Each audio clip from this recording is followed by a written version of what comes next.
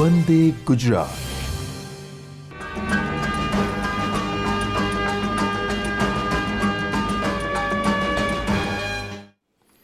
નમસ્કાર દર્શક મિત્રો, વિક્રમ સંવત 2078ના આપ સૌને નૂતન વર્ષાભિનંદન.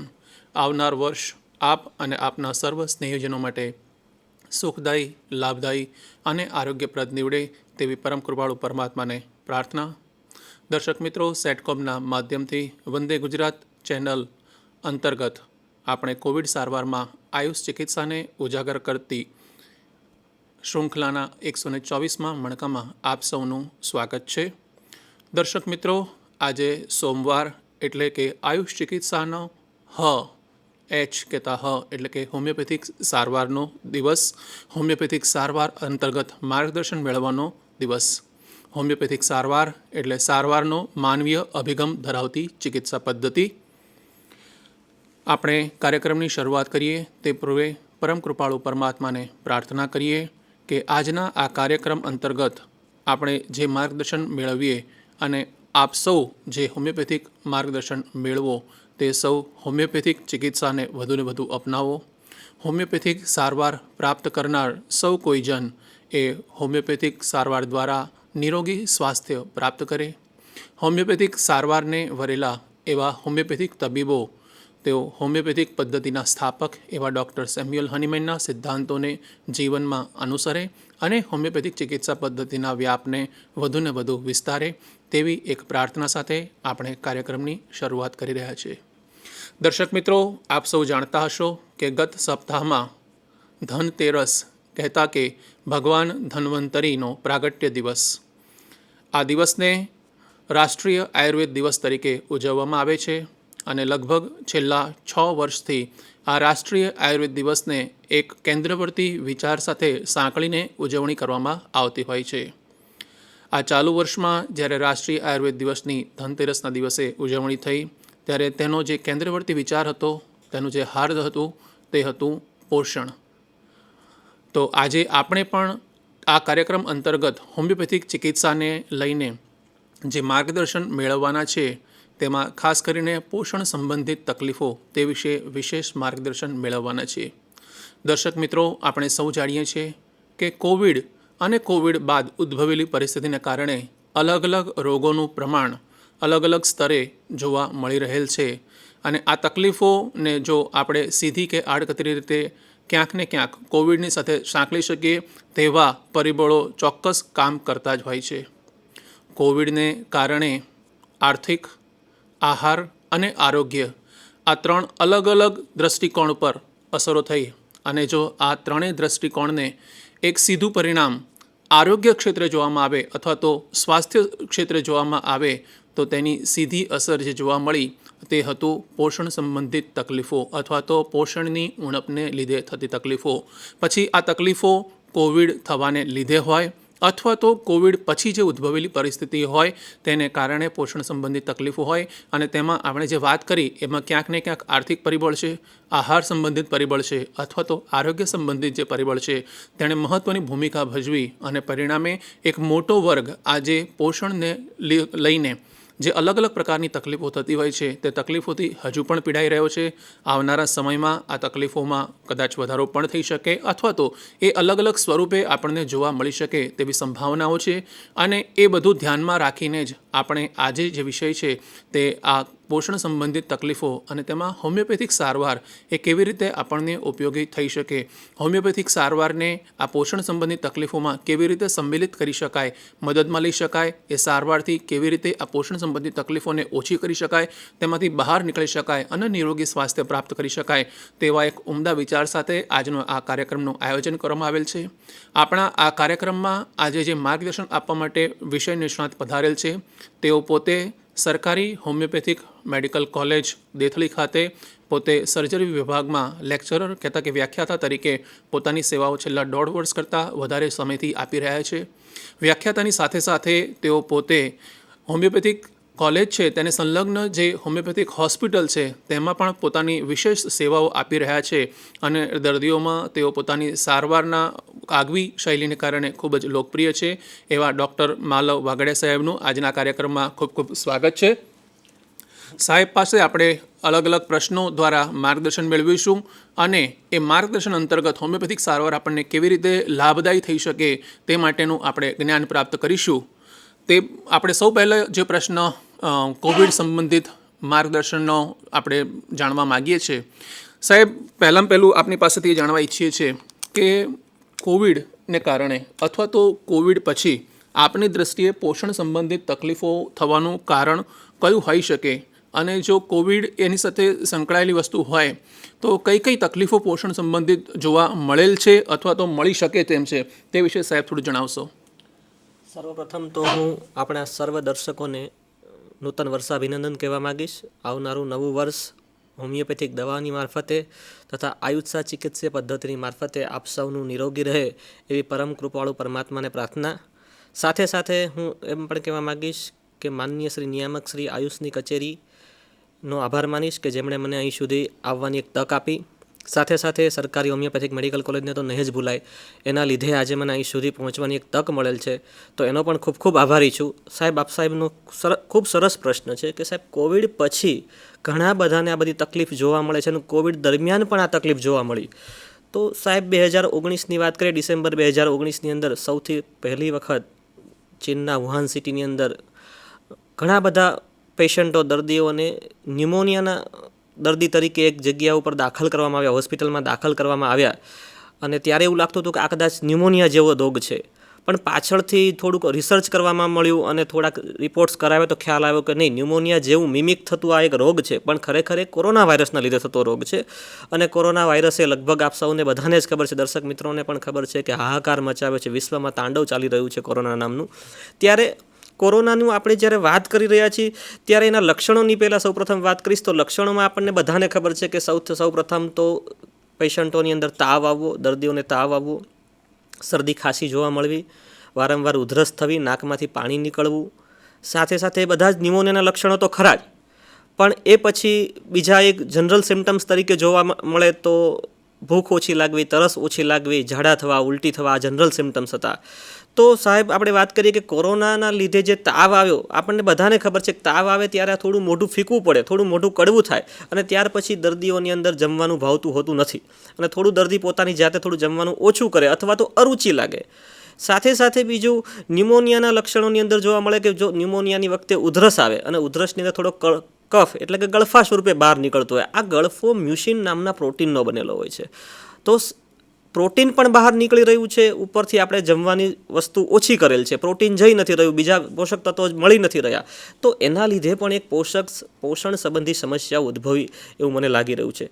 સાથે બીજા વેવની અંદર આપણે જોયું કે સેકન્ડ વેવની અંદર ઝાડા ઉલટીએ થોડું વધારે તબાહી મચાવી કે ભાઈ પહેલા વેવમાં તો ફક્ત શરદી ઉધરસ જોવા મળ્યા, પણ બીજા વેવની અંદર ઝાડા ઉલટીએ તબાહી મચાવી. તો આ ઝાડા ઉલટીમાં પણ શું થાય કે પાણી ખૂબ જ બહાર નીકળે અને આ પાણીની અંદર આપણને magnesium, chlorine, chloride, sodium, potassium જેવા તત્વો જોવા મળતા હોય છે અને આ તત્વો ઝાડા વાટે ખૂબ જ બહાર નીકળી જાય છે. એના કારણે આખું એક શરીરની અંદર અસમતોલન પેદા થયું પોષક તત્વોનું અને અલ્ટિમેટલી ફરી એકવાર પોષણ સંબંધી ખામીઓ સર્જાવાની શરૂઆત થઈ. ઘણીવાર આ પછી એક મુદ્દો એવો પણ આવ્યો કે કોરોનાની સાથે સાથે પછી એક સમય એવો આવ્યો કે હવે સર મેં ઘણા બધી દવાઓ લીધી, ઘણી બધા મલ્ટીવિટામિન્સ લીધા, ઘણા બધા કાઢા પીધા, ઉકાળા પીધા, હોમિયોપેથિક દવાઓ પણ લીધી. તો એના લીધે પણ પાછળથી પેશન્ટને એક અરુચિ જાગી કે ભાઈ હવે મને જમવાનું ભાવતું નથી, પેટ મારું ભારે ભારે રહે છે, ડમડમ થાય છે, અપચો થાય છે કે જે કંઈ જમું છું એ મને અપચાના સ્વરૂપે બહાર નીકળે છે. તો એના લીધે પણ ક્યાંક ને ક્યાંક સાહેબ પોષણ સંબંધી સમસ્યાઓ થતી હોય એવું મને લાગ્યું. અને બીજું હજી એક, આ તો સાહેબ વાત થઈ વાયરસને લગતી, એના લીધે તાવના લીધે જે ઉદ્ભવ્યું, તાવના લીધે જે કોઈ આખી સિસ્ટમ ડામાડોળ થઈ એ તો ઠીક છે, પણ આપણે 2 ગજ કી દૂરી હે જરૂરી આ એક સૂત્ર આપ્યું સરકારે અને વિશ્વએ બહુ પાલન પણ કર્યું. એના માટે એક સાહેબ એક લોકડાઉન શબ્દ વાપર્યો અને આપણે લોકડાઉન પણ લગાવ્યું કે ભાઈ એક વ્યક્તિથી બીજા વ્યક્તિને મળતા અટકાવ્યા, માર્કેટ આખી બંધ કરી દેવામાં આવી, બધી જ વસ્તુ મળતી બંધ થઈ. તો પોષણ સંબંધી જે ખોરાક મળતો હતો એ પણ ઘણી જગ્યા પણ એના પણ તકલીફ થઈ કે એ પણ નહોતું મળતું. તો એ નથી મળતું તો એના લીધે પણ એક પોષણ સંબંધી સમસ્યાઓ સર્જાય. અને બીજું કે સાથે સાથે હજી પણ આપણે ત્યાં એવો એક વર્ગ એવો આપણે ત્યાં લગભગ દરેક દેશોની અંદર આવો વર્ગ એક જીવતો હશે કે જે રોજનું લાઈ અને રોજ જમે છે. તો એક આર્થિક અવ્યવસ્થા સર્જાય અને આર્થિક અવ્યવસ્થાના કારણે પણ કે જે પૈસાની તંગી થઈ, આર્થિક વ્યવસ્થાની તંગી થઈ, એના લીધે પણ માણસને પૂરતું પોષણ ના મળ્યું. બીજું, શાળા કોલેજો બંધ થઈ, નાના બાળકો ભૂલકાઓ મધ્યાહન ભોજનનું નથી જમી શકતા, સાથે સાથે નથી જમી શકતા, કોલેજોમાં નથી જઈ શકતા, સ્કૂલોમાં નથી જઈ શકતા. તો આ મધ્યાહન ભોજન સરકાર સારામાં સારી ગવર્મેન્ટ સ્કૂલો ચલાવે છે, સારામાં સારું શિક્ષણ મળે એની વ્યવસ્થા તો કરે જ છે, પણ સાથે સારામાં સારું પોષણયુક્ત ખોરાકની પણ વ્યવસ્થા કરે છે. હવે આ ભૂલકાઓ સ્કૂલ સુધી નથી પહોંચી શકતા, તો એની સાથે સાથે પોષણ એ લોકોને જે જરૂરિયાત પ્રમાણેનું પોષણ સરકારશ્રીએ નક્કી કર્યું હતું એ પણ મળતું બંધ થયું. તો આ બધાના લીધે મને ક્યાંક ને ક્યાંક એવું લાગે છે કે પોષણ સંબંધી સમસ્યાઓ ખૂબ સર્જાય સાહેબશ્રી. ખૂબ જ સુંદર સાહેબ આપે વાત કરી, અને આપે જે વાત કરી તેના પરથી મને બે મુદ્દા ખાસ સ્પર્શી ગયા, અને જે ખરેખર અગત્યના કહી શકાય આ બાબતે કે કોવિડ અથવા તો કોવિડ પછી જે પોષણ સંબંધી તકલીફો થઈ તેમાં બે વસ્તુ ખાસ મહત્ત્વનો ભાગ ભજવી ગઈ. એમાં એક છે તે છે પ્રાપ્તિ, એટલે કે આહારની પ્રાપ્યતા ક્યાંક ને ક્યાંક જે સરેરાશ દરેક માણસને મળતી હતી, એ પ્રાપ્તિ થતી હતી, એ ક્યાંક ને ક્યાંક ઓછી થઈ ગઈ. એ જે માણસ આપે કીધું એવી રીતે જે નોકરિયાત વર્ગ હતો અથવા તો રોજનું કમાવીને રોજ ખાનાર હતો તેવો વર્ગ હતો, અથવા તો મધ્યાહન ભોજન દ્વારા જે બાળકો જમતા હતા તેમને પણ ક્યાંક ને ક્યાંક આ બાબત અસર કરી ગઈ, અને તેને કારણે પ્રાપ્તિ છે એ ક્યાંક ને ક્યાંક અસરગ્રસ્ત થઈ, અને એને કારણે આહારમાં જે પોષક દ્રવ્યો જેવા જોઈએ તેનું પ્રમાણ અસંતુલિત તો ચોક્કસ થઈ જશે. અને સાથે સાથે પ્રાપ્તિ સિવાયનો જે બીજો મુદ્દો કહી શકાય તે છે પાચન સંબંધિત. એટલે કદાચ જેને પ્રાપ્ય હતું બધું જ ખાવાનું, પરંતુ કોવિડને કારણે અથવા તો કોવિડ પછીની તકલીફોને કારણે ક્યાંક ને ક્યાંક આ જે આહારના જે દ્રવ્યો કે જે શરીરને એક પ્રકારે પોષણ પૂરું પાડવા જોઈએ તે દ્રવ્યોનું પૂરેપૂરું જે પાચન થવું જોઈએ એ પાચન ન થયું, અને તેને કારણે પોષણ સંબંધિત તકલીફો ઉદ્ભવી. તો ખૂબ જ સુંદર સાહેબ આપે વાત કરી, અને પોષણ સંબંધિત તકલીફો આપે કીધું, અને અમે પણ ઘણીવાર આ બાબત જાણવા મળે છે, સાંભળવા મળે છે, દર્દીઓ દ્વારા પણ જાણવા મળે છે, સરકારી મેડિકલ ઓફિસરો પણ આ વાત વારંવાર કહેતા હોય છે કે પોષણ સંબંધી તકલીફોના પ્રશ્નો અવારનવાર તેઓની ઓપીડીની અંદર જોવા મળે છે.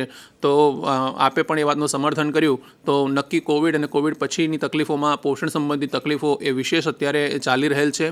તો સાહેબ, આ પોષણ સંબંધી તકલીફોમાંની એક તકલીફ તો જેને આપણે સાદા શબ્દોમાં લોકો કહેતા હોય છે કે લોહીની ટકાવારી ઓછી થઈ ગઈ, અને જેને મેડિકલની ભાષામાં એવું કહેવાય છે કે એનિમિયા.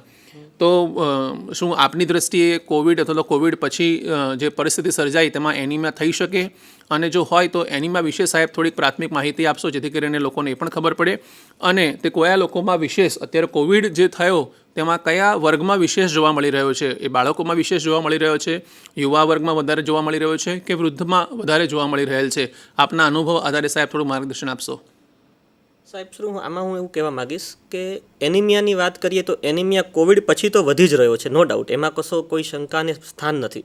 પણ એનિમિયા કોવિડ પછી જ થાય છે એવું પણ નથી. વર્ષોથી ગુજરાતીમાં આપણે એને પાંડુ રોગના નામથી જેને જાણીએ છીએ, આ રોગ વર્ષોથી પ્રચલિત છે અને બહુ જૂનો રોગ છે, કંઈ નવો રોગ નથી. ટૂંકમાં હું એવું કહીશ કે એનિમિયા એટલે લોહીમાં હિમોગ્લોબિનની ખામી અથવા ઉણપ, કે લોહીની અંદર હિમોગ્લોબિનની ઉણપ જ્યારે વર્તાતી હોય છે ત્યારે આ વસ્તુ આપણને જોવા મળે છે. તો આ લોહીની અંદર જનરલી આપણી પાસે 10 ગ્રામ % સુધીનું જો હિમોગ્લોબિન હોય તો આપણે એને નોર્મલ કહી શકીએ. 10 ગ્રામ % પછી જેટલું બી હિમોગ્લોબિન ઓછું થઈ રહ્યું છે તો આપણે એને એનિમિયાની અંદર કન્સિડર કરતા હોઈએ છીએ કે ભાઈ આ પેશન્ટ એનિમિક છે.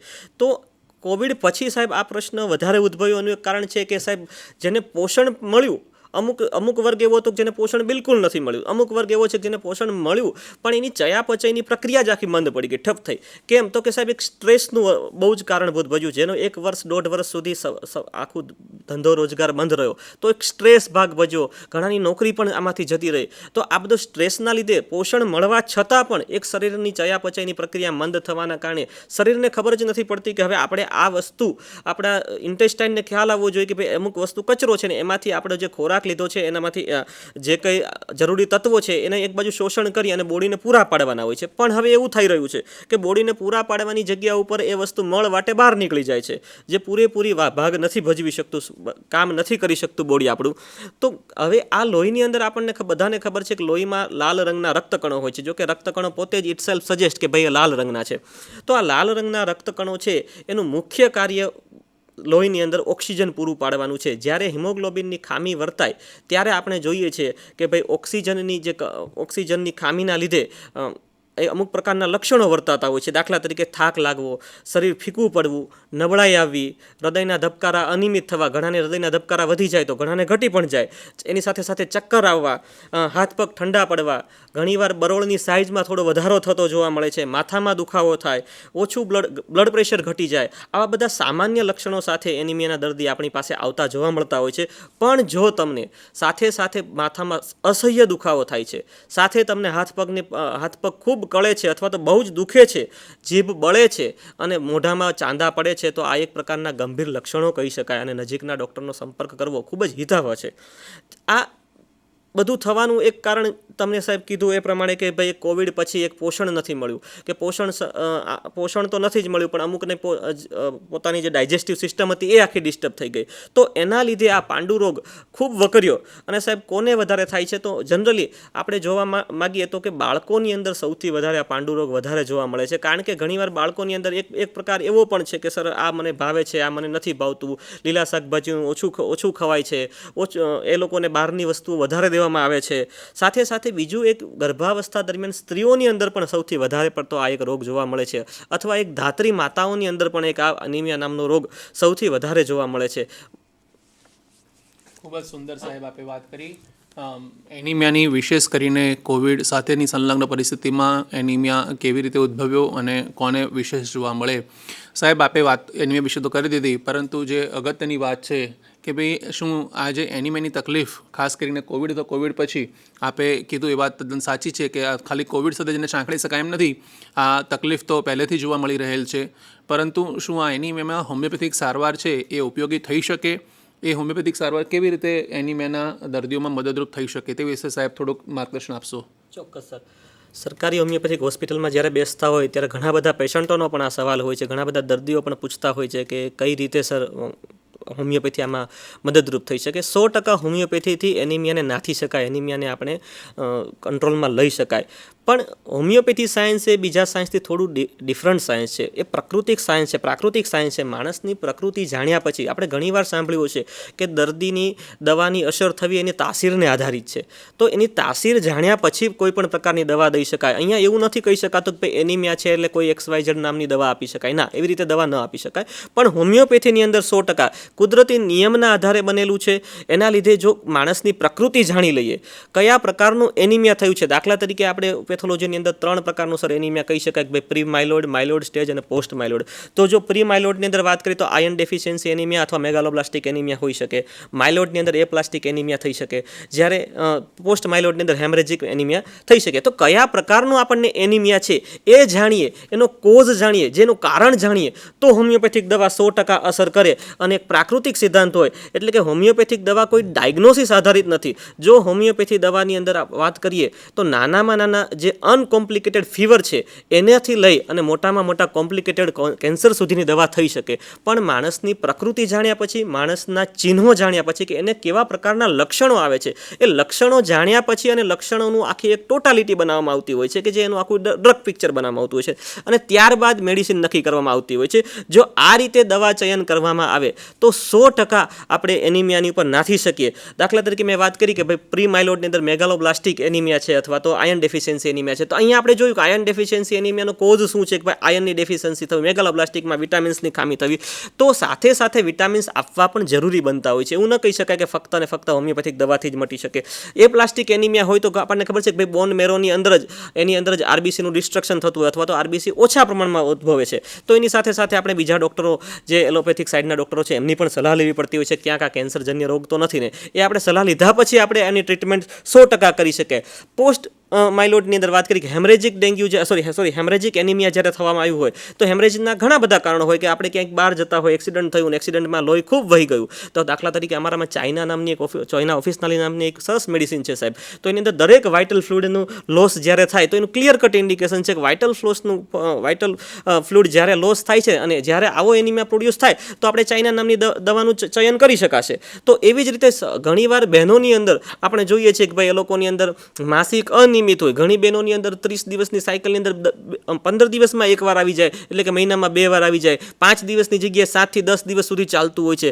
તો આને જો પહેલાં એનો રૂટ કોઝ જ્યાં સુધી જાણીશું નહીં અને જ્યાં સુધી એને નહીં નાથીએ ત્યાં સુધી આપણને ખબર નહીં પડે અને ત્યાં સુધી આપણે હોમિયોપેથિક દવાનું ચયન કરી શકતા નથી. છતાં પણ અમારી દવા ચયન વિભાગ નામનું રેપર્ટરી નામનો આખો અમારી હોમિયોપેથીની અંદર એક સબ્જેક્ટ છે, આખો વિષય છે, અને એની અંદર કેન્ટ રેપર્ટરી બહુ ફેમસ થઈ છે. તો આ કેન્ટ રેપર્ટરીની અંદર લગભગ 88થી વધુ પ્રકારની દવાઓ આપેલી છે, જેની અંદર હું વાત કરું કેલ્કેરિયા કાપ, કેલ્કેરિયા ફોસ, ફેરમ મેટાલિકમ, ફેરમ ફોસ, નેટ્રમ મ્યુર, સાયલિસિયા જેવી વગેરે ઘણી પ્રકારની દવા આપેલી છે. પણ મેં જેમ તમને કીધું એમ કે દર્દી કેવા પ્રકારનું દર્દી છે, એને ઠંડી ગમે છે કે ગરમી ગમે છે, એટલે કે થર્મલ રિએક્શન જાણવું જરૂરી છે. કેવું થર્મલ છે, હોટ છે કે ચીલી, વાત પ્રકૃતિનો વ્યક્તિ છે કે શીત પ્રકૃતિનો વ્યક્તિ છે કે હોટ એટલે કે ઉષ્ણ પ્રકૃતિનો વ્યક્તિ છે. એ ઊંઘ લે છે તો કેવા પ્રકારની લે છે, ઊંઘ બરાબર લે છે, કયા સાઈડ પર ઊંઘ લઈ વધારે શકે છે, રાઈટ સાઈડ, લેફ્ટ સાઈડ, આ પણ જાણવું જરૂરી છે. દર્દીને શું ભાવે છે, શું નથી ભાવતું, એનું બોન જ્યારે થયો ત્યારે કેવી રીતે થયો હતો, કઈ રીતે થઈ શકે છે, એને શું થાય છે તો એનિમિયા થઈ જાય છે, એ જાણવું જરૂરી છે. દાખલા તરીકે અમારી અંદર ફેરમ મેટાલિકમ નામની દવા છે, તો ફેરમ મેટાલિકમનું એક ક્લિયર કટ ઇન્ડિકેશન સર એવું છે કે સર એ જે ઓક્સિજન જે છે આરબીસીનું કામ છે કે આરબીસી શું કરે, જે રેડ બ્લડ સેલ છે એ શું કરશે, તો એ ઓક્સિજન પૂરું પાડશે. હવે આ આરબીસીની કેપેસિટી જ નથી ઓક્સિજન સાથે બાઇન્ડ થવાની. અહીંયા એક ડિફેક્ટ સર્જાય છે. જો આપણે આને નાથવું હશે, જો આપણને આ સમજાઈ ગયું છે, તો અહીંયા ફેરમ મેટાલિકમ નામની દવા આપીશું તો 100% મળશે. એટલે 110% સાહેબ હું એવું કહીશ કે હોમિયોપેથી ખૂબ આમાં અસરકારક થઈ શકે. ઓછા ઇકોનોમીથી પણ સારામાં સારી દવા આપણે હોમિયોપેથીથી કરી શકાય. એથી સાથે સાથે સર રિકરન્સી સાહેબ ઘટાડી શકીશું આપણે. વારંવાર જે પેશન્ટ, મેં હમણાં જ અમારી પાસે 2-4 દિવસ પહેલાં જ એક પેશન્ટ હતું સરકારી હોમિયોપેથિક કોલેજમાં, સાહેબ મેં હમણાં જ વિટામિન્સની દવા લીધી હતી સર, એના એનિમિયાના લીધે મેં 6 મહિનાનો કોર્સ કર્યો, પાછું મને 2 મહિનામાં થઈ ગયું. તો સાહેબ અહીંયા ડિફેક્ટ જ નથી જાણવામાં આવી કે ભાઈ એનું શરીર જ નથી કરી શકતું વિટામિનને ચયાપચય કરી અને વિટામિનનું જે કામ છે મેં વાત કરી ભાઈ ફેરામ મેટાલિકમની વાત કરી ભાઈ આરબીસીની સાથે જોઈન્ટ જ નથી થઈ શકે, આરબીસી ઓક્સિજનની સાથે કેપેસિટી બાઇન્ડ જ નથી થઈ શકતું. તો આ એક જે પેલું કોન્સ્ટિટ્યુશનલ ડિફેક્ટ છે એને જ જો આપણે સુધારી દેવામાં આવશે તો રિકરન્સી રેટ સાહેબ 100% ઘટાડી શકીશું અને 100% એનિમિયામાં આપણને ફેર પડી શકશે. ખૂબ જ સુંદર સાહેબ આપે વાત કરી એનિમિયાની અંદર, અને કોવિડ પછીની પરિસ્થિતિમાં સૌ કોઈ જાણે છે કે ઇમ્યુનિટી એટલે કે રોગ પ્રતિકારક શક્તિનો ખૂબ જ મહત્ત્વનો ભાગ રહ્યો, અને આ જે રોગ પ્રતિકારક શક્તિ છે તે માટેનું એક અગત્યનું પરિબળ કહી શકાય તો એ લોહ તત્વ છે કે જે આપણા અંદર હિમોગ્લોબિનનું પ્રમાણ છે એ વ્યવસ્થિત જાળવી રાખે છે રક્તકણોની અંદર. અને સાહેબે કીધું એવી રીતે રક્તકણોમાં રહેલા હિમોગ્લોબિન મારફતે જ આપણે શરીરને ઓક્સિજન પ્રાપ્ત થતો હોય છે. આપણે સૌ એ પણ જાણીએ છીએ કે આ જે રોગ પ્રતિકારક શક્તિને જ્યાં નબળાઈ હતી તે લોકોને આ કોવિડ સંબંધિત તકલીફો થવાની શક્યતા વિશેષ રહી, અને 100% આ જે તકલીફ છે લોહ તત્વ સંબંધિત જે તકલીફ છે તેમાં હોમિયોપેથિક સારવાર ખૂબ જ ઉપયોગી સાબિત થઈ શકે. સાહેબે સુંદર માર્ગદર્શન આપ્યું, અને આપણે અગાઉ જે 2 મુદ્દાની વાત કરી કે એનિમિયા થવા પાછળનું કારણ અથવા તો પોષણ સંબંધિત તકલીફોની જે સાહેબે વાત કરી, એમાં 2 મુદ્દા સાહેબે ખૂબ જ સુંદર રીતે જણાવ્યા હતા કે એક તો પ્રાપ્તિ અને બીજું પાચન સંબંધિત.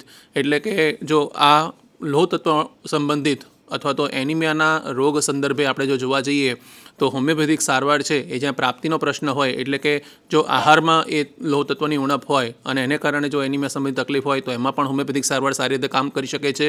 અને પાચન સંબંધિત કોઈ તકલીફો હોય કે જેને કારણે એનિમિયા જેવો રોગ નિર્માણ થયેલો હોય તો તેમાં પણ હોમિયોપેથિક સારવાર ખૂબ જ સારી રીતે મદદરૂપ થઈ શકે છે.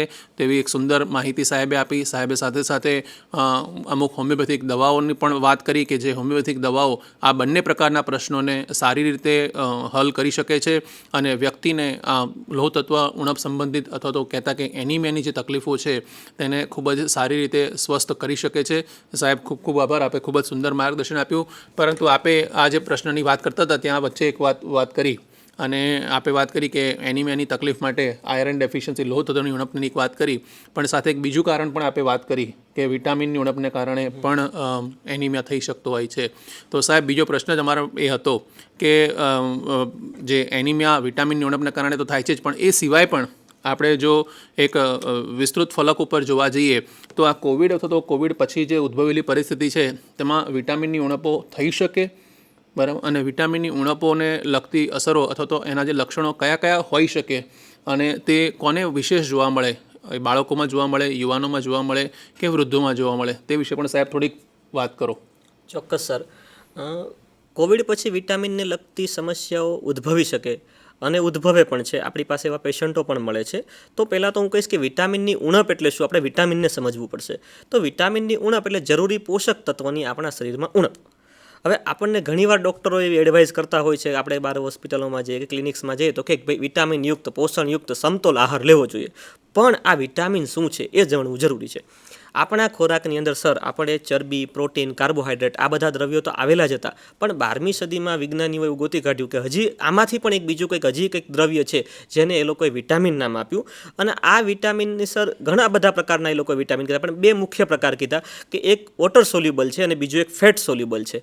આ વિટામિન સર બહુ જૂજ માત્રામાં, ખૂબ ઓછી માત્રામાં હોય છે. તમે કદાચ હું એવું પણ ઉદાહરણ આપી શકું, એક સોયને આપણે કોઈ પાણીમાં બોળીએ અને પછી એ 2 ટીપા જે મોઢામાં પાડીએ એટલી જ જરૂર છે વિટામિનની રોજ. પણ સાહેબ એ પણ છે કહેવાનું અર્થ એટલો છે કે આ વિટામિન આપણા શરીરમાં ક્યાંય સ્ટોર ન થઈ શકે, ક્યાંય સંગ્રહ ન થઈ શકે. એટલે રેગ્યુલર રોજબરોજની જીવન જરૂરિયાતની વસ્તુમાં આપણે એને ખાવું પડશે, એને રોજ આહારમાં લેવું પડશે. તો આ વિટામિન સર ક્યાંથી મળે આપણને? તો જનરલી દરેક વિટામિન માટે અલગ અલગ સ્ત્રોત છે, પણ ઇન જનરલ જો વાત કરીએ તો શાકભાજી, ફળ, ફ્રૂટ અને પોષણક્ષમ આહાર જે છે, માંસાહાર છે, દૂધ છે, આમાંથી આપણને વિટામિન્સ મળતા હોય છે. પણ આ વિટામિનની પોતાનું એકલું વજૂદ નથી સાહેબ.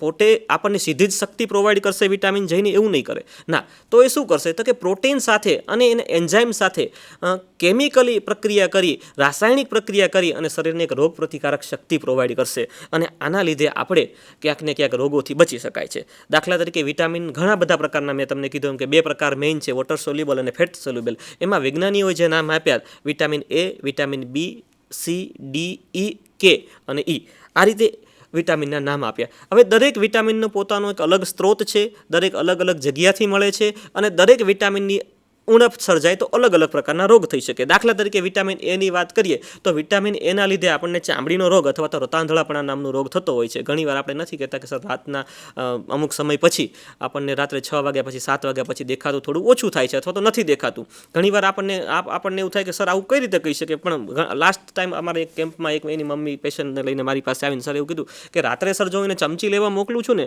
તો એ ચમચી નથી આઈડેન્ટિફાઈ કરી શકતું. તો ક્યાંક ને ક્યાંક હવે આ રતાંધળાપણાનો શિકાર થઈ રહ્યો છે એવું કહી શકાય. પણ એની માટે આગળ ફર્ધર ઇન્વેસ્ટિગેશન જરૂરી છે. પણ એવું ઉપરથી લાગી શકે કે ભાઈ રતાંધળાપણાનું પેશન્ટ બની રહ્યું છે. તો આ ક્યાંથી મળે વિટામિન એ? તો કે ગાજર છે, દૂધ છે, કોઈ માંસાહાર છે, માંસ છે, ઈંડા છે, આમાંથી આપણને વિટામિન એ મળી શકે.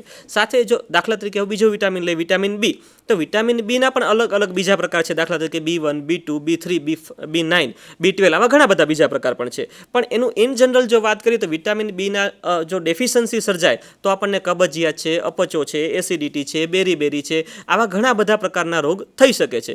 તો આ વિટામિન બી જનરલી સાહેબ આપણને માંસાહારમાંથી વધારે મળે છે. આ શાકાહારીઓમાં તો લગભગ ઉણપ હોય, કારણ કે શાકાહારમાંથી બહુ જૂજ ઓછી માત્રામાં મળે છે. જે આપણે ડેઇલી રિક્વાયરમેન્ટ છે એ પૂરી નથી લગભગ થઈ શકતી. જો આપણે ધ્યાન રાખવામાં આવે કે વધારે પડતા લીલા શાકભાજી, બીટ છે, આવું કશું લેવામાં આવશે નિત્ય આહારની અંદર તો નહીં સર્જાય. પરંતુ ઘણીવાર શાકાહારીઓની અંદર વધારે જોવા મળતા હોય છે. ત્યાર પછી વિટામિન સીની વાત કરીએ તો વિટામિન સીના લીધે રક્તપિત્ત નામના રોગ થતા હોય છે, દાંતને લગતા રોગ થતા હોય છે, ઇમ્યુનિટી ઘટી જવાના રોગ થતા હોય છે. એની અંદર આપણે વિટામિન સી આપણને વધારે ક્યાંથી મળે તો આપણને લગભગ નાના બાળકોને પણ ખબર હોય છે કે જે ખાટા ફળો છે, એટલે કે લીંબુ છે, મોસંબી છે, સંતરા છે કે નારંગી છે, આવા કોઈ પણ ફળોની અંદરથી આપણને વિટામિન સી મળી શકે છે. આગળ વિટામિન ડી, તો વિટામિન ડીનું જે મેઇન કામ છે એ હાડકાના રોગો ઉપર છે કે જો વિટામિન ડીની ડેફિશિયન્સી થાય, વિટામિન ડી ન બરાબર શરીરને પ્રાપ્ત થાય તો હાડકાના રોગો થતા જોવા મળે છે. અને સાથે સાથે દાંતના રોગો પણ ક્યાંક ને ક્યાંક આપણને જોવા મળતા હોય છે. આ વિટામિન ડી આપણને દૂધ, માખણ, દહીં એટલે કે જેટલી બી દૂધની વસ્તુઓ છે એમાંથી તો સંપૂર્ણ પ્રમાણે મળે જ છે. પનીર છે, ચીઝ છે, આમાંથી તો મળે છે. પણ સાથે સાથે સૂર્યનો કુમળો તડકો લેવામાં આવે તો વિટામિન ડી આપણને જોઈએ એટલું જરૂરી માત્રામાં પ્રાપ્ત થતું હોય છે. એટલા માટે આપણા ઘરડાઓ ઘણીવાર કહેતા કે સવારના 9 વાગ્યા સુધીમાં બાળકોને કે 11 વાગ્યા સુધી બાળકોને બરાબર રહેવા દેવા જોઈએ. પણ ટીવી અને મોબાઈલનો યુગ આવતા થોડું ઘણું આ ક્યાંક ને ક્યાંક ડિસ્ટર્બન્સ થયું છે.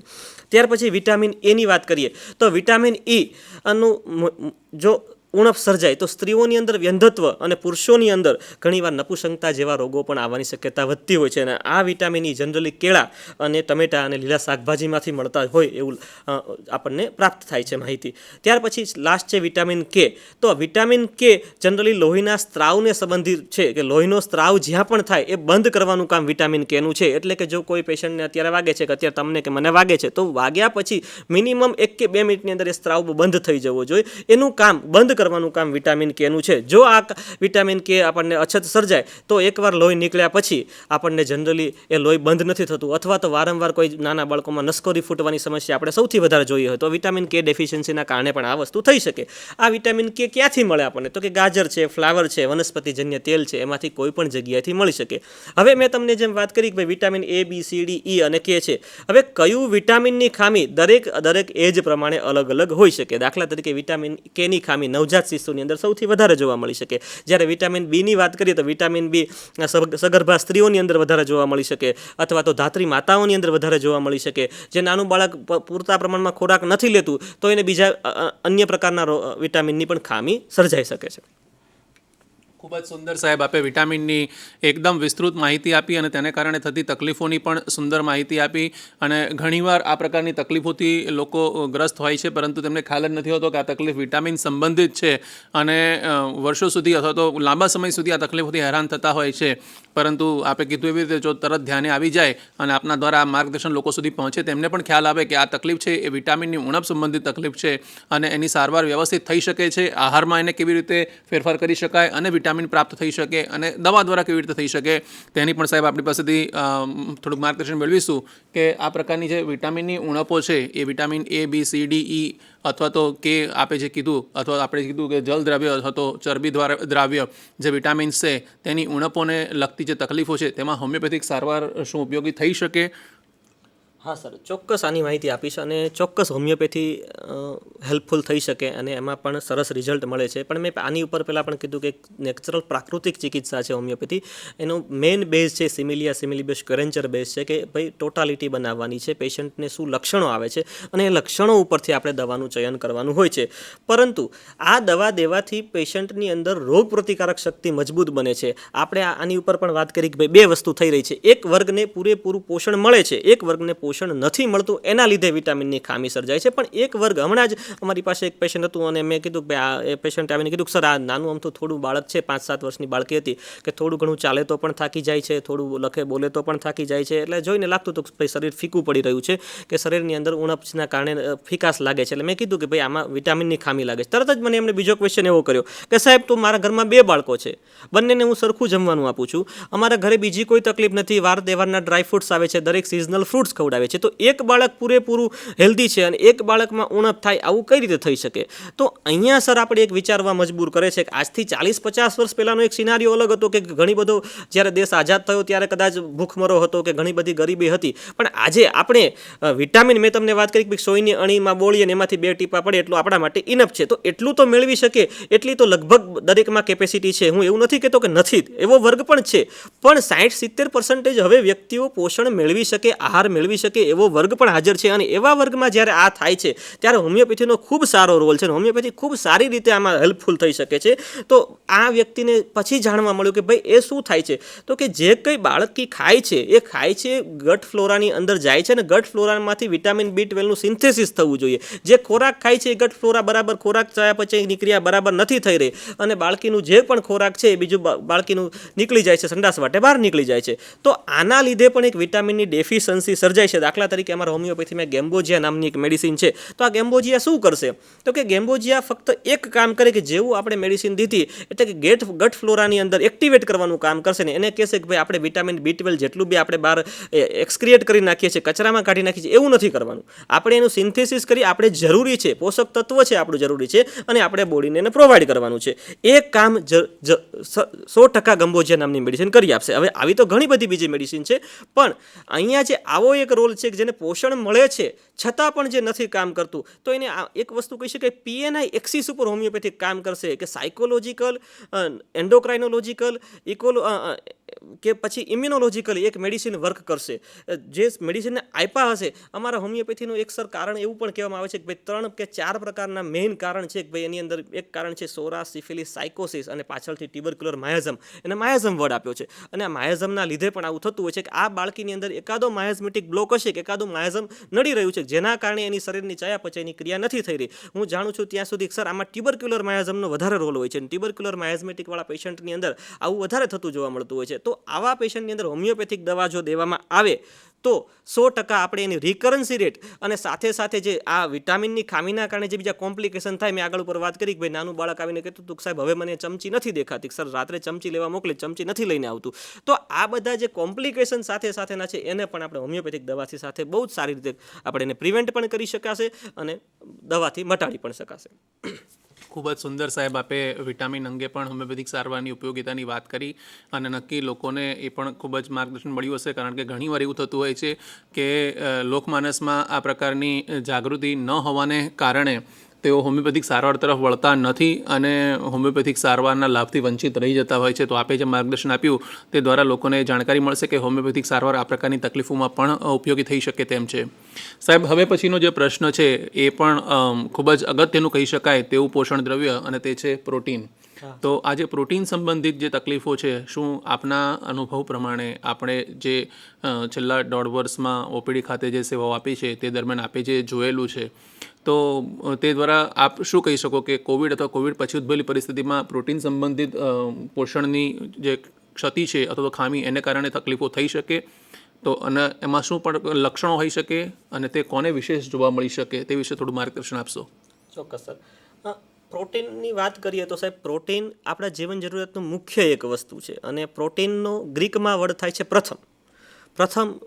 તો આપણા ખોરાકમાં પ્રોટીનનું સ્થાન પ્રથમ હોવું જોઈએ. હવે ડૉક્ટર વિસ્મય ઠાકર બહુ જાણીતા કોલમનિસ્ટ છે અને એમના લેખમાં ઘણીવાર લખતા હોય છે કે અનફોર્ચ્યુનેટલી ગુજરાતીઓની થાળીની અંદર પ્રોટીનનું માત્રા બહુ જ ઓછી છે અને જેના કારણે આપણે વણજોઈતી ઘણી બધી જે આધિ વ્યાધિની ઉપાધિ કહેતા હોય છે કે આધિ જે આપણી છે એ આપણને નોતરું આપતા હોય છે કે ભાઈ આપણે પ્રોટીનનો બહુ જ ઓછા પ્રમાણમાં ઉપયોગ કરીએ છીએ. તો આ પ્રોટીન ખરેખર ખૂબ જરૂરી છે, પોષક તત્વો ખૂબ જ જરૂરી છે. તો આ પ્રોટીનનો ક્યાં આપણે કામ કરી શકીએ? તો કે પ્રોટીન સાહેબ આહારમાં સૌથી જરૂરી તો છે જ, પણ પ્રોટીનનું જે મુખ્ય કાર્ય છે કે નાનામાં નાના સૂક્ષ્મ કોષોના બંધારણથી લઈ અને મોટામાં મોટા માંસપેશીઓના બંધારણ સુધીમાં પ્રોટીનનો રોલ એક રહેલો છે. સાથે સાથે નાનામાં નાનું જો આપણું જીવનનું કાર્ય હોય કે હલનચલન કરવાથી માંડી અને મગજની અંદર જ્ઞાનતંતુના તાલ અને લય અને વિનિમય સુધીની પ્રક્રિયા એક પ્રોટીનના લીધે જ થતી હોય છે. જો આ પ્રોટીનની ઉણપ સર્જાય તો સ્નાયુમાં નબળાઈ આવવી, થોડા ઘણા શ્રમથી પણ થાકી જવું, સાંધામાં દુખાવો થવો. એટલે જોવા મળે છે કે હાડકાનું બંધારણ વિટામિન કેલ્શિયમને એ તો છે જ, વિટામિન ડીના લીધે તો છે જ, પણ હાડકાના બંધારણની અંદર ક્યાંક ને ક્યાંક પ્રોટીનનો પણ એક અહમ રોલ છે અને આ એની જે ઘનતા જે જળવાઈ રહી છે હાડકાની, એની અંદર પ્રોટીનનો ખૂબ રોલ છે. જો પ્રોટીન ડેફિશિયન્સી થશે અથવા તો પ્રોટીનનું આપણને ઉણપ સર્જાશે તો હાડકાં બરડ બનશે અને વારંવાર ફ્રેક્ચર થવાની સમસ્યાઓ સર્જાઈ શકે છે. આની સાથે સાથે અત્યારે એક બીજું એક શરત બધાને ખબર છે, કોવિડ પછી પ્રોટીનની અંદર જ્યારે ડેફિશિયન્સી સર્જાય પછી બહુ જ બધા કહી રહ્યા છે કે મારા વાળ ખૂબ ખરે છે. તો આ પ્રોટીન એનર્જી માલ ન્યુટ્રિશન થયું, પ્રોટીનની ન્યુટ્રિશનની ડેફિશિયન્સી સર્જાય એના કારણે વાળ ખૂબ ખરવા. બીજું એક બહેનોની અંદર જેને નખ વધારવાની ટેવ છે અથવા તો નખ નથી વધારતા છતાં પણ જેના નખ બ્રિટલ થઈ રહ્યા છે કે બરડ થઈ અને તૂટી જાય છે, આ પણ એક સમસ્યા કોરોના પછી ખૂબ વર્તાય છે. હાડકાની મજબૂતાઈમાં એક એનો રોલ છે. વારંવાર બાળક બીમાર પડી રહ્યું છે, એકાએક વૃદ્ધ જેવા લક્ષણો તમારામાં દેખાય એટલે કે વૃદ્ધાવસ્થા જલ્દી આવી જાય. નાનું અમથું જો ઘા થયું હોય, ગુમડું થયું હોય તો એને પણ રૂજાતા ખૂબ વાર લાગે. અને બીજી એક વાત કરીએ તો પિત્તાશયમાં પથરી, ડિપ્રેશન, અનિદ્રા જેવા મહાભયંકર રોગો પણ પ્રોટીન ડેફિશિયન્સીના લીધે થઈ શકે. અને બાળકોની અંદર વાત કરીએ તો બાળકોમાં મરાસમસ નામનો રોગ જોવા મળે છે અને આ બાળકોની અંદર વાત કરીએ તો એ લોકોની નાની ઉંમરે દાંત પડી જવા અથવા તો જે દૂધિયા દાંત પડ્યા છે પછી દાંત નવા આવતા જ નથી. તો આ બધું એક કારણ પ્રોટીન એનર્જી માલન્યુટ્રિશનના કારણે અથવા પ્રોટીન ડેફિશિયન્સીના લીધે આવું બધી વસ્તુ થતી જોવા મળતી હોય છે. ખૂબ જ સુંદર સાહેબ આપે પ્રોટીનને કારણે ઉણપને કારણે થતી તકલીફોની વાત કરી, તેના લક્ષણોની વાત કરી. તો સાહેબ સાથે સાથે એ પણ જણાવશો કે આ પ્રકારની જે તકલીફો છે તેમાં હોમિયોપેથિક સારવાર કેવી રીતે ઉપયોગી થઈ શકે, તેમાં તેનો વિશેષ શું ફાળો છે? આપ સાહેબ જવાબ આપો તે પહેલાં સર્વે દર્શક મિત્રોને વિનંતી કરી દઈએ કે આ આપણો લાઈવ ફોન ઇન કાર્યક્રમ છે અને આ કાર્યક્રમ અંતર્ગત તમે પણ ફોન દ્વારા આપણા જે નિષ્ણાત વક્તા છે તેઓ પાસેથી માર્ગદર્શન મેળવી શકો છો. અને આ ફોન માટેનો નંબર તમને તમારા ટીવી સ્ક્રીન ઉપર ટૂંક જ સમયમાં દેખાશે, જે નંબર અંતર્ગત આપ ફોન કરી અને આ વક્તાને પ્રશ્ન પૂછી શકશો અને આપના પ્રશ્નોનું સમાધાન પણ મેળવી શકશો.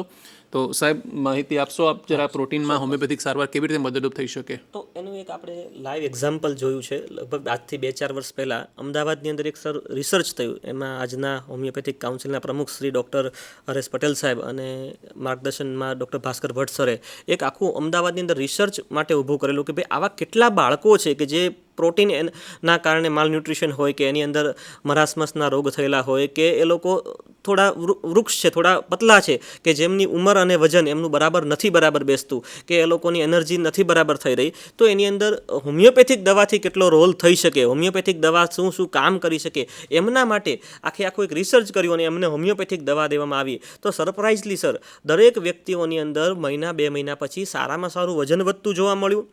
એ લોકોની અંદર જે લોહીની ટકાવારી ઘટેલી હતી, જેને એનિમિયા હતું, એનામાં પણ ઇમ્પ્રુવમેન્ટ જોવા મળ્યું. અને સાથે સાથે એ લોકોની યાદશક્તિ વધવી, જે વારંવાર થાકપણું હતું, વારંવાર થાકી જતા હતા, બહાર રમવા નહોતા જઈ શકતા, એમનું થોડું આના લીધે પ્રોટીનના લીધે થોડો મગજનો વિકાસ ઓછો હતો, તો એમાં બધામાં પણ ઇમ્પ્રુવમેન્ટ મળ્યું. એટલે એવું તો 100% કહી શકાશે કે સાહેબ હોમિયોપેથી દવાથી આપણને ક્યાંક ને ક્યાંક પ્રોટીનના ડેફિશિયન્સીના લીધે મળતા રોગોમાં પણ ક્યાંક ને ક્યાંક આપણને થશે જ, મદદરૂપ થશે જ. એવી ઘણી બધી દવા છે. દાખલા તરીકે વાત કરીએ કેલ્કેરિયા ફોસ છે, કેલ્કેરિયા કાર્બ છે, નેટ્રમ મ્યુર છે, સાયલિસિયા છે, અને abrotanum is the one of the good medicine.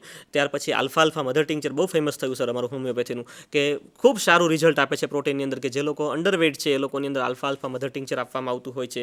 એટલે સર આની પહેલાં પણ મેં એક વાત કરી કે ભાઈ એક જ ઘરના 2 વ્યક્તિ હોય છે તો પોષણ મળવા છતાં પણ કેમ પ્રોટીન ડેફિશિયન્સી થાય છે સાહેબ? પ્રોટીન ડેફિશિયન્સી શું કરવા થઈ રહી છે? તો કે એક હોમિયોપેથિક દવા આપવાથી ચયાપચયની ક્રિયા અને જે આંતરડાને લગતી જે ઇમ્યુનિટી છે એ સ્ટ્રોંગ બનશે.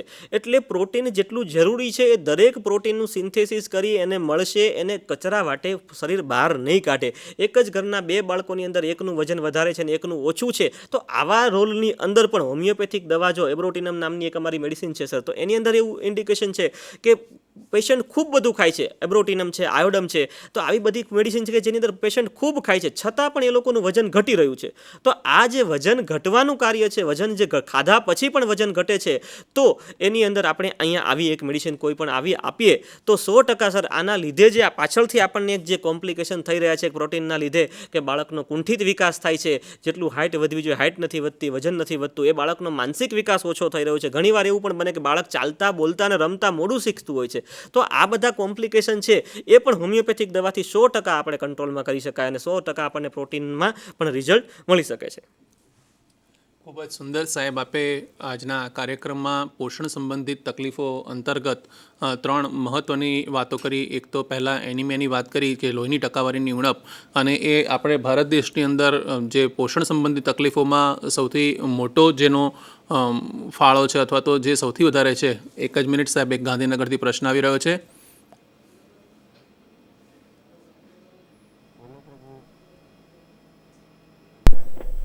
ડોક્ટર સાહેબને એક પ્રશ્ન છે મારો, કે કોવિડ પછી ઘણા બધા લોકોને B12 ડેફિશિયન્સી પણ જોવા મળી રહી છે, તો એ B12 ડેફિશિયન્સી માટે હોમિયોપેથી કઈ દવા કામ કરી શકે?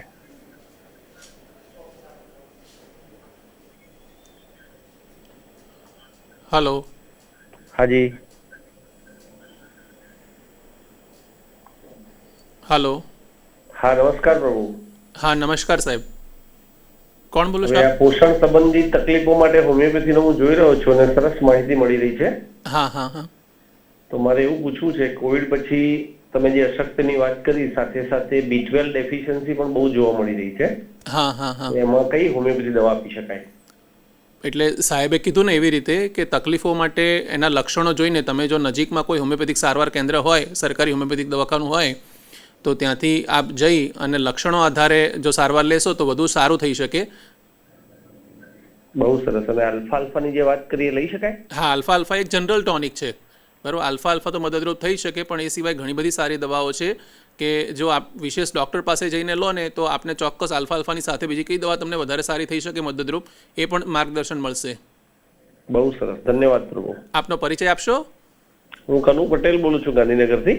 ખૂબ ખૂબ આભાર. તમે અમારો કાર્યક્રમ નિહાળો છો અને આ રીતે ફોન કરીને અમને પ્રોત્સાહન આપો છો, તે બદલ આપનો ખૂબ ખૂબ આભાર સાહેબ. ધન્યવાદ પ્રભુ. સાહેબે ખૂબ જ સુંદર માર્ગદર્શન આજના કાર્યક્રમમાં આપ્યું. આપણને એમાં એનિમિયાની વાત કરી, વિટામિનની ઉણપ સંબંધિત વાત કરી અને પ્રોટીન સંબંધિત ઉણપની વાત કરી. સાથે સાથે આ જે ઉણપો કોવિડ અથવા તો કોવિડ પછીની પરિસ્થિતિમાં થતી હોય છે તેમાં હોમિયોપેથિક સારવાર કેવી રીતે મદદરૂપ થઈ શકે તે અંગે પણ વિસ્તૃત માહિતી આપી. સાથે સાથે હોમિયોપેથીનું જે ખૂબ બહુ ઉજાગર ન થયેલું હોય તેવું પાસું કહેતા કે જે હોમિયોપેથીમાં દોષ સંબંધિત ભાગ કહેવાય એવા માયાઝમની પણ સાહેબે વાત કરી કે તે કેવી રીતે મહત્ત્વનો ભાગ ભજવતો હોય છે અને તે પણ હોમિયોપેથીની એક ખૂબ જ અગત્યની પરિમાણ છે કે જેને ખરેખર ધ્યાને લેવું જોઈએ સારવાર કરતી વખતે. અને જો આ બાબતો ધ્યાનમાં લઈ અને સારવાર કરવામાં આવે તો ચોક્કસ હોમિયોપેથિક સારવાર છે એ વધુ સુનિશ્ચિત થઈ શકે, એ વધુ સારી રીતે પોતાની અસર દર્શાવી શકે અને વ્યક્તિને સ્વસ્થ સારી રીતે કરી શકે. એ ખૂબ જ સુંદર સાહેબ આપે માર્ગદર્શન આપ્યું. પણ સાથે સાથે સાહેબ ઘણીવાર લોકોના મનમાં જે મૂંઝવતા પ્રશ્નો હોય છે, ખાસ કરીને ખાલી પોષણ સંબંધિત તકલીફો માટે નહીં પરંતુ અન્ય કોઈપણ હોમિયોપેથિક સારવાર માટે જ્યારે કોઈપણ દર્દી આવતા હોય છે તો એમના મનમાં એક સ્વાભાવિક પ્રશ્ન હોય છે કે આ જે તકલીફ છે તેના માટે હોમિયોપેથિક સારવાર કેટલા સમય સુધી લેવી પડે. તો સાહેબ એ અંગે આપ શું કહેશો? આની ઉપર થોડા હું તર્ક મૂકીશ કે કેવા પ્રકારનો રોગ થયો છે, કેવા પ્રકારના પોષણની ખામી સર્જાય છે. દાખલા તરીકે આપણે વાત કરીએ, મેં વાત કરી કે ભાઈ એનિમિયાની વાત કરી, હિમોગ્લોબિન 10 ગ્રામ % ઓછું હોય તો આપણે એને એનિમિયા કન્સિડર કરતા હોઈએ.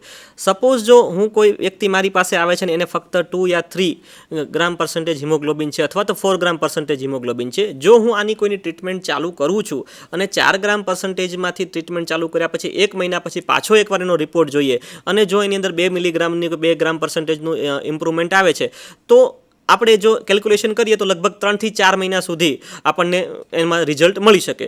પણ સાહેબ કેવા પ્રકારના પોષણની ખામી છે એ ખૂબ અગત્યનું છે અને કેટલા લેવલથી ખામી સર્જાય છે એ પણ જોવું ખૂબ જરૂરી છે. એવું નથી કે તો દરેક વખતે આ એક મિથ્યા વસ્તુ છે કે ભાઈ હોમિયોપેથી એટલે સ્લો એક્ટિંગ મેડિસિન. ના, હોમિયોપેથી એટલે સ્લો એક્ટિંગ નથી, પણ કેટલા પ્રકારનું જો ડીપર પેથોલોજી હશે, ડીપર વસ્તુ સર્જાય હશે તો સ્વાભાવિક છે કોઈ પણ પેથીની અંદર જશો એમાં થોડો સમય લાગવાનો જ છે.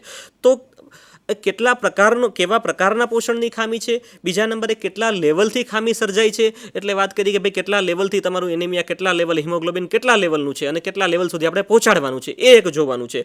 ત્રીજી વસ્તુ કે દવાનો રિસ્પોન્સ મેં તમને આપ્યા પછી કેટલા પ્રમાણમાં તમને મળી રહે છે. દાખલા તરીકે ઘણીવાર એવું પણ બનતું હોય છે કે ભાઈ એક કોઈ માયાઝમ, આપણે કે જે અમારા હોમિયોપેથીની વાત કરી કે ભાઈ હોમિયોપેથીમાં જે મેઇન દવા કારણ કીધું કે ભાઈ રોગ થવાનું કારણ માયાઝમ છે, તો આ માયાઝમેટિક જો બ્લોક હશે તો એ એન્ટી માયાઝમેટિક દવા આપ્યા પછી એ બ્લોક રિમૂવ થશે કે એ માયાઝમ દૂર થશે, એ કારણ દૂર થશે અને ત્યાર પછી દવા રિસ્પોન્સ આપવાની શરૂઆત કરશે. ઘણા એવા પણ હોય કે જે સ્લો રિએક્ટિંગ હોય, પેશન્ટ જ સ્લો રિએક્ટિંગ હોય ને ગમે તેવી દવા આપીશું થોડું સ્લો કરશે તો એના લીધે પણ થોડો વાર લાગી શકે. એટલે પેશન્ટે આ વસ્તુ અલગ અલગ હોઈ શકે. કોઈને 2 દિવસથી માંડી 2 મહિનાથી માંડી 6 મહિના સુધી પણ પોષણ સંબંધી જ્યારે આપણે દવા લેતા હોય ત્યારે 2 થી 6 મહિના સુધીનો ગાળો આપણે ધ્યાનમાં રાખવો હિતાવહ છે. પણ આમાં એક્ઝેક્ટ આંકડો આપવો લગભગ થોડું મુશ્કેલ થઈ પડે. પણ જ્યારે આપણે પોષણ સંબંધી આજે વાત કરી રહ્યા છીએ સાહેબ, ત્યારે હું એક જરૂર વાત કરીશ કે પોષણ સંબંધી વાતની અંદર કે પોષણક્ષમ આહાર લેવો ખૂબ જરૂરી છે. હોમિયોપેથિક દવા તો સાથે લેવી જરૂરી છે જ, પણ પોષણક્ષમ આહાર લેવો પણ ખૂબ જરૂરી છે. એની માટે આપણે એક સંસ્કૃતમાં બહુ સરસ શ્લોક છે કે પુનર્વિતમ પુનર્મિત્રમ પુનર્લભ્યમ પુનર્મહી પુનરેતર્થ પુનર્પ્રાપ્ય ન શરીર પુનઃ પુનઃ, કે તમને તમારી મિત્ર ફરીવાર મળી શકે, તમને તમારી માતા ફરીવાર મળી શકે, તમને તમારી પિતા, તમને તમારી પત્ની ફરીવાર મળી શકે, એક સમયે તમારી માયા એટલે કે સંપત્તિ જો ખોવાઈ જાય તો એ પણ ફરીવાર મળી શકે, પણ તમને આ જો શરીર તમારું ખોવાય છે, તમારું શરીર જો ક્ષીણ થતું જાય છે એ તમને ફરીવાર પ્રાપ્ત થતું નથી. તો પોષણક્ષમ આહાર અને સાથે સાથે હોમિયોપેથીને અપનાવવી એ ખૂબ જરૂરી છે. ખૂબ જ સુંદર સાહેબ આપે વાત કરી અને છેલ્લે જે વાત કરી આપે કે પોષણક્ષમ આહાર અને સાથે હોમિયોપેથિક દવા, તો પ્રશ્ન છેલ્લો એ જ પ્રકારનો હતો. કારણ કે આ પ્રશ્ન પણ લોકો પૂછે પણ છે અને ભવિષ્યમાં પણ પૂછતા રહેવાના છે. કારણ કે સ્વાભાવિક લોકોના મગજમાં આવતું હોય છે કે જ્યારે તકલીફ, આપણે એમ કહીએ છીએ કે ભાઈ તમને લોહ તત્વ ઉણપ સંબંધિત તકલીફ છે, કે તમને વિટામિનની ઉણપ સંબંધિત તકલીફ છે, કે તમને પ્રોટીન સંબંધિત ઉણપની તકલીફ છે, તો લોકો એવું પૂછતા હોય તરત જ કે સાહેબ તો ખાવાનામાં કરીશું તો નહીં ચાલે, દવાની જરૂર છે.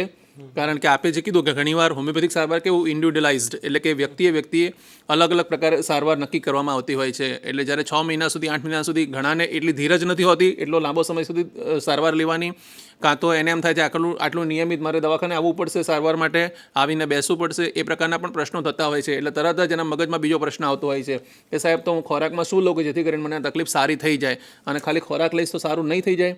તો એવા દર્દીને આપણે કેવી રીતે માર્ગદર્શન આપી શકીએ કે ભાઈ ખાલી પોષણક્ષમ આહારની પણ સાથે સાથે હોમિયોપેથિક સારવાર પણ જરૂરી છે? ખૂબ સરસ, છેલ્લો પ્રશ્ન પણ સરસ, ખૂબ સરસ પ્રશ્ન છે કે ફક્ત જો હોમિયોપેથિક દવા લીધા વગર કે ફક્ત આહારથી જો મટવાનું હોત તો સર આપણને ફેર પડ્યો જ હોત કે આહાર લીધા પછી તમને વિટામિનની ડેફિશિયન્સી કે પ્રોટીન ડેફિશિયન્સી થવી જ નથી જોઈતી. પણ મેં આની ઉપર પણ એક ઉદાહરણ આપ્યું કે ભાઈ એક જ ઘરના 2 વ્યક્તિઓની અંદર 50, એક બાળકને પ્રોટીન એનર્જી માલન્યુટ્રિશન થઈ રહ્યું છે, એકને વિટામિન ડેફિશિયન્સી થઈ રહી છે, એકને નથી થઈ રહ્યું.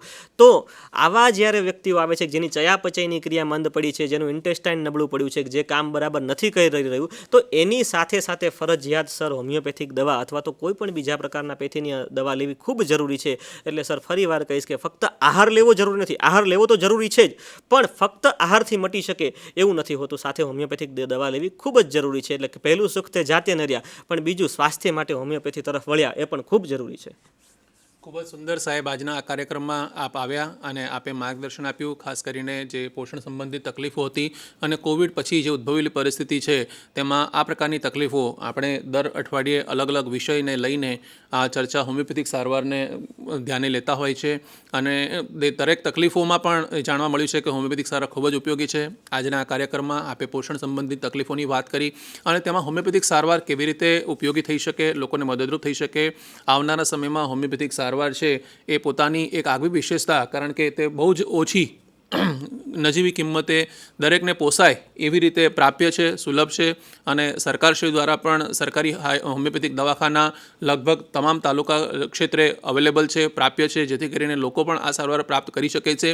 અને આપના માધ્યમથી, આ વંદે ગુજરાત ચેનલના માધ્યમથી આપણે દરેકને જાગૃત પણ કરી રહ્યા છીએ, જેથી કરીને લોકોને હોમિયોપેથિક સારવાર વિશે વિશેષ માહિતી મળે અને તેઓ હોમિયોપેથિક સારવાર તરફ વધુને વધુ વળે અને પોતે નિરોગી સ્વાસ્થ્ય પ્રાપ્ત કરે. તો આપે આજના કાર્યક્રમમાં આવી અને અમને સૌને માર્ગદર્શન આપ્યું, દર્શક મિત્રોને માર્ગદર્શન આપ્યું. સાહેબ, આપનો ખૂબ ખૂબ આભાર. સાથે સાથે નિયામકશ્રી આયુષની કચેરી અંતર્ગત આ કાર્યક્રમનું આયોજન કરવામાં આવે છે. નિયામકશ્રીનો ખૂબ ખૂબ આભાર. નાયબ નિયામકશ્રી તાલીમ અને સંશોધન, તેમનો પણ આભાર કે જેઓ સતત આપણને માર્ગદર્શન અને પ્રેરણા આપતા રહે છે. વિશેષ આભાર આપ સૌ શ્રોતાઓનો કે જેઓ સતત આ કાર્યક્રમ નિહાળી અને કાર્યક્રમ અંતર્ગત પ્રશ્ન પૂછીને અમારું ખૂબ જ મનોબળ વધારતા હો છો, અમારો ઉત્સાહ વધારતો હો છો અને નવા વિષય સાથે આપની સમક્ષ અમે ઉપસ્થિત થઈએ તે માટે પ્રેરિત કરતા હો છો. તો આપ શ્રોતાઓનો ખૂબ જ આભાર. આવી જ રીતે આવતા સપ્તાહમાં એક નવા વિષય સાથે આપની સમક્ષ ઉપસ્થિત થઈશું. ત્યાં સુધી આપ સૌને જય જય ગરવી ગુજરાત.